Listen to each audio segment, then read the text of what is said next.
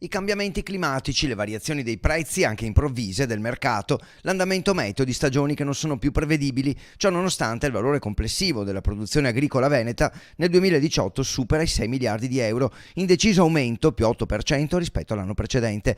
Il Veneto risulta essere la prima regione in Italia per pagamenti effettuati. Soprattutto alcune filiere importanti come esempio quella vitivinicola, che abbiamo avuto una produzione più del 48%, ma anche nella frutticola con incremento di alcune produzioni veramente importanti e buone, soprattutto le mele e il kiwi in particolare, che hanno avuto un buon risultato. In Veneto sono 64.000 le imprese attive, in calo l'occupazione. Dovuto poi mettere il ricambio generazionale che è continuo, quindi stanno pian piano sparendo le imprese individuali magari dove erano condotte da persone di una certa età e i giovani che pur si stanno avvicinando anche con i nostri interventi al mondo dell'agricoltura fanno un po' fatica. L'Istat dà un risultato che è un meno 9%, ma bisogna capirlo e interpretarlo rispetto all'anno precedente.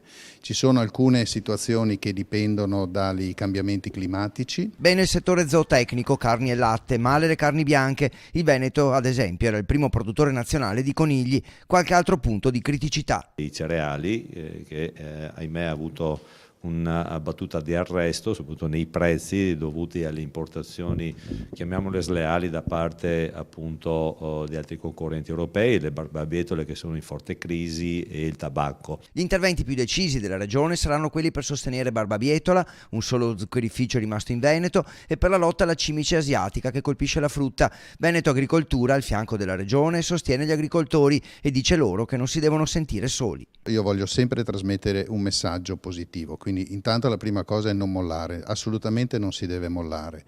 Vedo che c'è una trasformazione progressiva nelle imprese, meno imprese individuali e più imprese di capitali, questo è sicuramente un passaggio assolutamente determinante, perché questo permetterà di avere le risorse, maggiori risorse